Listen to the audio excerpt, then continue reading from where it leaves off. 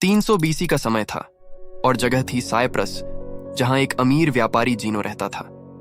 जीनो का व्यापार दूर दूर तक फैला हुआ था। वो व्यापार में इतना सफल था कि लोग उसे एक बड़ा व्यापारी मानते थे। लेकिन किस्मत कब करवट ले कोई नहीं जानता। एक दिन जीनो अपनी नाव में सारा सामान लेकर फोनीशिया से पिरायस के लिए निकला। मौसम साफ था और सफर सही लग रहा था, पर समुद्र हमेशा अपनी ताकत दिखाने का मौका ढूंढता है।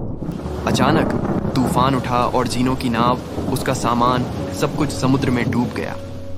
सोचिए, अगर आप जीनो की जगह होते तो पूरी जिंदगी का कमाया हुआ सब कुछ एक ही पल में खत्म। शायद आप गुस्से से भर जाते, शायद आप उदास हो जाते, या फिर जिंदगी को कोसने लगते। ये सब आम इंसानी प्रतिक्रियाएं होती, लेकिन जीनो, उसने कुछ अलग किया। उसने स्टोइसिज्म का रास्ता चुना। जीनो के पास अब न पैसा बचा था, न नाव, लेकिन उसके पास समय था, सोचने का, समझने का और सीखने का। वो एक जगह बैठा और महान दार्शनिकों जैसे सुकरात की किताबें पढ़ने लगा। धीरे धीरे उसे एहसास हुआ कि जिंदगी में हमारी बहुत कम चीजों पर नियंत्रण होता है, लेकिन हमारी सोच और प्रतिक्रिया पर हमारा पूरा नियंत्रण होता है। यही स्टोइसिज्म का आधार बना। जीनो ने अपनी परेशानी को मौका बना लिया।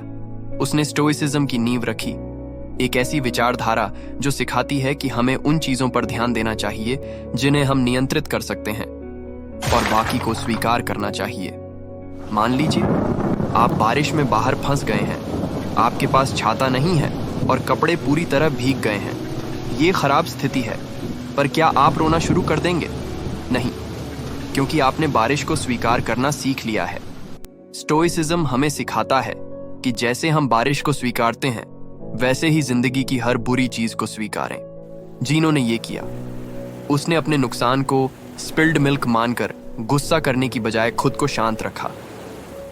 स्टोइसिज्म 4 मुख्य गुणों पर टिका हुआ है। पहला, बुद्धिमत्ता, यानी जिंदगी की हर स्थिति में समझदारी से फैसला लेना। जैसे किसी इंटरव्यू में फेल होने पर इसे अपनी पहचान न माने। दूसरा, साहस, जीनो का उदाहरण लें। उसने अपनी गरीबी को चुनौती मानकर स्टोइसिज्म बनाया। साहस का मतलब सिर्फ युद्ध लड़ना नहीं, बल्कि विपरीत परिस्थितियों में टिके रहना है। तीसरा, संयम। इसका मतलब है कि जरूरत से ज्यादा चीजों की लालसा न करें। जैसे सोशल मीडिया पर लाइक्स और फॉलोअर्स का पीछा करने की बजाय अपनी मेहनत और क्रिएटिविटी पर ध्यान दें। चौथा, न्याय। स्टोइसिज्म कहता है कि हमें दूसरों के साथ सही व्यवहार करना चाहिए, जैसे किसी कमजोर इंसान की मदद करना। स्टोइक्स एक अभ्यास करते थे जिसे वॉलंटरी डिस्कम्फर्ट कहते हैं। कभी फर्श पर सोना, ठंडे पानी से नहाना, या कुछ दिनों तक साधारण खाना खाना। यह अभ्यास क्यों?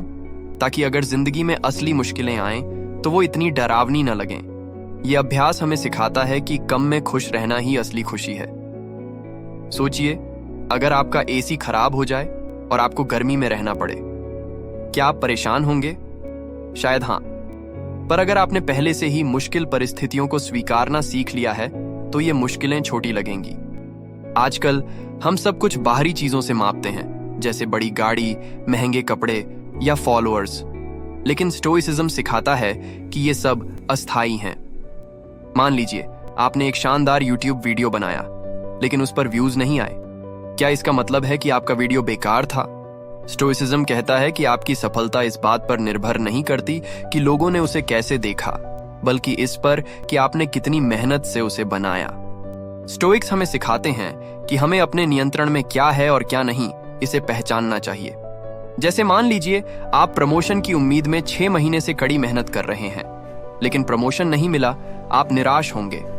लेकिन स्टोइसिज्म सिखाता है कि अपने प्रदर्शन पर गर्व करें। हो सकता है प्रमोशन देरी से मिले, लेकिन उसका मतलब ये नहीं कि आप कम मेहनती हैं। स्टोइसिज्म सिर्फ एक विचारधारा नहीं है, ये जीवन जीने का तरीका है। मुश्किल समय में शांत रहें, अपनी खुशियां बाहरी चीजों से न जोड़ें और अपने सोचने समझने के तरीके को मजबूत बनाएं। तो दोस्तों, अगली बार जब जिंदगी आपको चुनौती दे तो स्टोइक्स की तरह सोचें। ये कठिन हो सकता है, पर नामुमकिन नहीं। और अगर ये वीडियो आपको पसंद आया हो तो लाइक करें, कमेंट करें और चैनल को सब्सक्राइब करना न भूलें। Remember, life is all about your perspective. Stay stoic, stay strong. धन्यवाद।